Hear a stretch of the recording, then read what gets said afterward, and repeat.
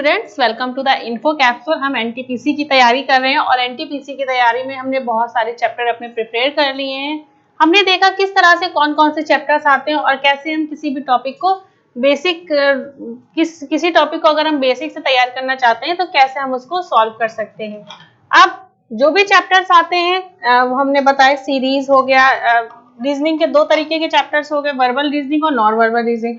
और उसके अलावा हमारे जो वर्बल रीजनिंग में वो चैप्टर्स आते हैं जैसे सीरीज हो गया, कोडिंग डिकोडिंग हो गया, सिलोगिज्म हो गया, और भी बहुत सारे चैप्टर्स जो हमने वर्बल रीजनिंग में पढ़े। इसके अलावा नॉन वर्बल रीजनिंग में भी हमने मिरर इमेज पढ़ा, सीरीज पढ़ी नॉन वर्बल रीजनिंग की, और एम्बेडेड फिगर पढ़ा। इस तरह से बहुत सारे चैप्टर्स पढ़े। अब एक चीज और हम एनटीपीसी में जो अब क्वेश्चंस आने लगे हैं वो क्या है, थोड़े से पजल या सिटिंग अरेंजमेंट बेस्ड क्वेश्चंस हमने एग्जाम में आने लगे हैं। तो सिटिंग अरेंजमेंट के क्लास ऑलरेडी हो चुकी है, आप चाहे तो हमारे यूट्यूब चैनल पे देख सकते हैं। आज जो हम पढ़ने जा रहे हैं वो है हमारा पजल।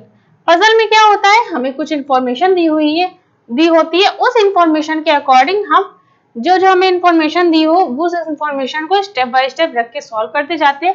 एंड में जो भी हमारा टेबल बनती है या पूरा का पूरा इंफॉर्मेशन से जो बनता है सोल्यूशन, उसके बेस पे जो हमें क्वेश्चन दिए होते हैं हम उन क्वेश्चंस को सॉल्व करते हैं। जैसे अगर आप डेफिनेशन की बात करें तो डेफिनेशन क्या है, what are logical puzzle. Logical puzzle क्या होती है।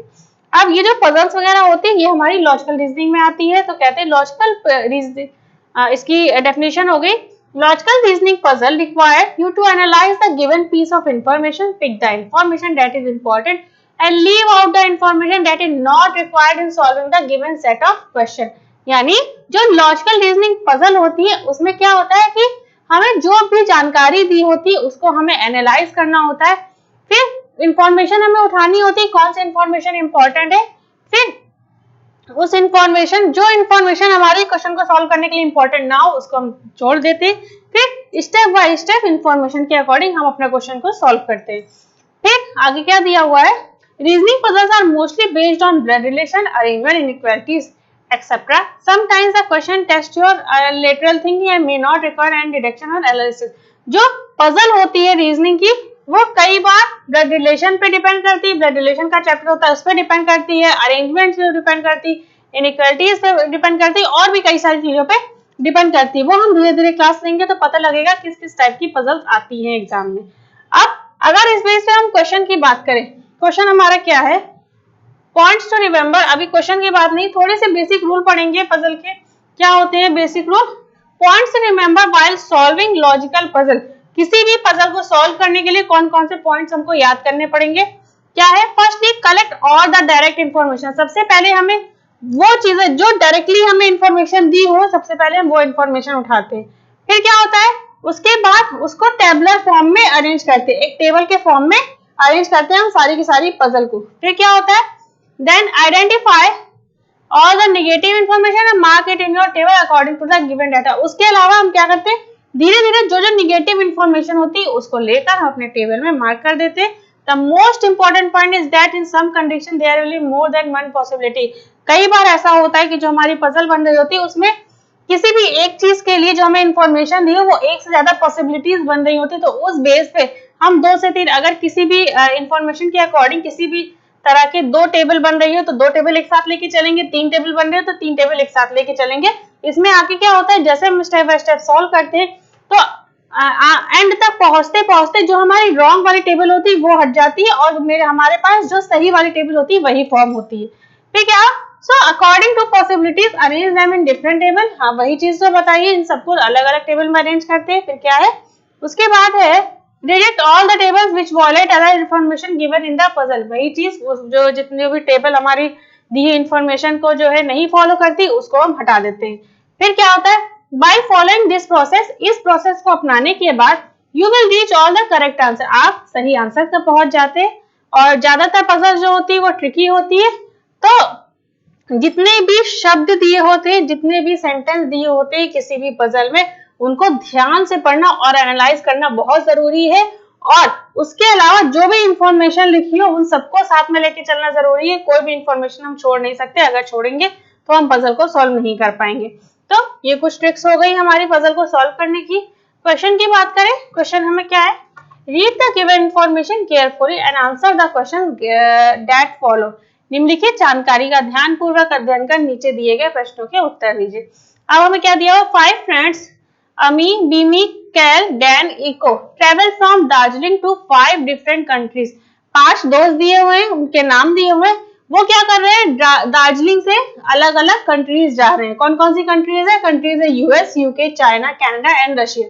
5 अलग अलग कंट्री जा रहा है, एक पर्सन केवल एक ही कंट्री जा रहा है by 5 different modes of transport. अब जो ये 5 कंट्री जा रहे हैं वो अलग अलग ट्रांसपोर्ट से जा रहे हैं। कौन कौन से ट्रांसपोर्ट से, cycle, rocket, time machine, gas and bike. ठीक, ये 5 हो गए, ये उनके ट्रांसपोर्ट हो गए। अब क्या दिया हुआ, अब इसके बेस पे हमें इंफॉर्मेशन दी हुई है, हमें इंफॉर्मेशन सॉल्व करनी। जैसा कि अभी हमने क्या पढ़ा, पजल को सॉल्व करना हो जब भी तो हम पहले टेबल बना लेते हैं। तो अगर 5 फ्रेंड्स दिए हुए तो 5 फ्रेंड्स के नेम लिख देंगे।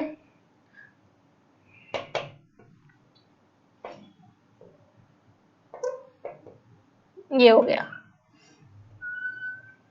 अब कौन कौन सी ये कंट्रीज जा रहे हैं, US, UK, China, Canada, then Russia. ठीक, ये हमारी हो गई 5 कंट्रीज। अब क्या होगा, 5 ट्रांसपोर्ट मोड कौन हो गए, साइकिल, रॉकेट, टाइम मशीन, याच और बाइक। हमारे पास स्पेस कम है इसीलिए हम नाम को शॉर्ट फॉर्म में ले रहे हैं। ठीक, ये बन गई हमारी टेबल। अब इसको सॉल्व करते हैं, देखते हैं हमें इंफॉर्मेशन क्या क्या दी हुई है। इंफॉर्मेशन की अगर हम बात करें, the one who travel to China did not travel by bike. जो चाइना जाता है वो बाइक से नहीं जाता है। तो ये इंफॉर्मेशन हमें दी गई। अब इसमें तो हम पता नहीं लगा सकते कि अभी चाइना कौन जा रहा है, तो इसको हम ऐसे छोड़ दे रहे हैं। तो जो चाइना जाता है वो बाइक से नहीं जाता है, ये हमारी कंडीशन हो गई। फिर है कैल वेंट टू कनाडा बाय याच। कैल जो है वो कहाँ जाता है, कनाडा जाता है, किससे जाता है, याच। ठीक, फिर क्या है, and Bimi went to UK by time machine. Bimi जो है यूके जाती है किससे, टाइम मशीन से। अब दो चीजों की इंफॉर्मेशन दे दी गई। फिर लिखा है Dan travel by bike. Dan जो है वो बाइक से जाता है। अब देखिए डैन जाता है कहां से, ये बाइक से जाता है। And Eco travel by rocket. Eco जो है वो रॉकेट से जाता है। इको कहां जा रहा है, रॉकेट से। अब एक चीज देखिए, हमें इंफॉर्मेशन दी हुई थी कि जो चाइना जाता है वो बाइक से नहीं जाता है। तो यहाँ पे हमें बाइक से कौन जा रहा है, डैन जो है बाइक से जा रहा है, यानी कि वो चाइना नहीं जा सकता। तो यहाँ पे कंट्री क्या है, चाइना। ये चाइना नहीं जा सकता। इस चीज को हमने सॉल्व कर लिया। फिर क्या दिया हुआ आगे, Darjeeling is not connected to cycle to US and China. यानी दार्जिलिंग जो है वो यूएस से, Darjeeling is not connected by cycle to US and China. Darjeeling जो है वो यूएस और चाइना से नहीं कनेक्टेड है। किससे नहीं कनेक्टेड है, Darjeeling is not connected to connected by cycle. Darjeeling cycle से कनेक्टेड नहीं है, यूएस से। यानी जो यूएस जाता है और जो चाइना जाता है वो साइकिल से नहीं जाता है। ठीक, यानी यूएस और चाइना जाने वाले साइकिल से नहीं जाएंगे। ठीक, तो उसके बाद क्या होगा, अब हम देखते हैं इंफॉर्मेशन हमें क्या क्या दी हुई है। अगर हम इसकी डैन की बात करें तो देखिए डैन जो है वो हमारा यूएस जा सकता है और रशिया जा सकता है। ठीक, अब एक चीज हम गौर करें, हमें यहाँ पे अगर इसकी हम बात करें, बीमी के बारे में हमें सब दिया है तो यहाँ पे सब कैंसिल हो जाएगा। बाकी सबसे पहले जो जो चीजें हमें दी हैं उन चीजों को फिर हम फिल आउट कर देते हैं। ठीक, अब ये चीजें हमें दी हैं। अब हमसे बोला गया है कि यूएस और चाइना जो जाते हैं वो साइकिल से नहीं जाते हैं। तो यानी अमी जो है वो हमारी कहाँ जा सकती है, वो हमारी यूएस जा सकती है। ठीक, उसके बाद चाइना भी जा सकती है और रशिया भी जा सकती है। ये कनाडा वाला हो चुका है हमारा, ये यूके हमारा हो चुका है, यहाँ पे भी देखें हमारा ये हो चुका है और ये चीज भी हो चुकी है।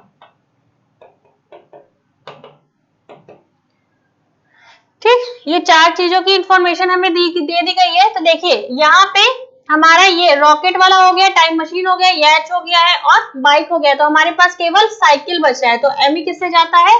साइकिल से। अब हमें कहा गया है कि जो साइकिल से जाता है वो यूएस और चाइना नहीं जाता है। तो अगर ये साइकिल से जा रही है तो ना तो ये यूएस जाएगी और ना ही ये चाइना जाएगी। तो हमारे पास क्या बचा? हमारे पास बचा सिर्फ रशिया। तो एमी चली जाएगी रशिया। ठीक, अब ये चीज हमें पता लग गई। अब यहाँ क्या हो रहा है? जो डैन है, जो अब एक चीज कंडीशन ये दी हुई है, जो चाइना जाता है वो बाइक से नहीं जाता है। अब ये डैन के बाद कंडीशन दी हुई है। अब देखिए यूएस और चाइना वाला साइकिल से नहीं जाता है। तो हमारे पास क्या बचा? अगर ये डैन है, यहाँ पे रशिया हो गया, तो ये रशिया हमारा कैंसिल हो गया। ठीक, रशिया कैंसिल हो गया क्योंकि रशिया हमारा ऑलरेडी दे दिया गया है। तो यहाँ पे जो हमारा डैन बचा वो कहाँ जाता है? यूएस। ये हमारा हो गया यूएस। अब यूएस हो गया, ये भी हमारा फिल हो गया, तो ये जाता है कहाँ? चाइना। तो ये हमारी इंफॉर्मेशन पूरी सॉल्व हो गई। जैसे जैसे हमें स्टेप दिया होता हमने स्टेप वाइज सॉल्व कर लिया। तो हमारा क्या आया?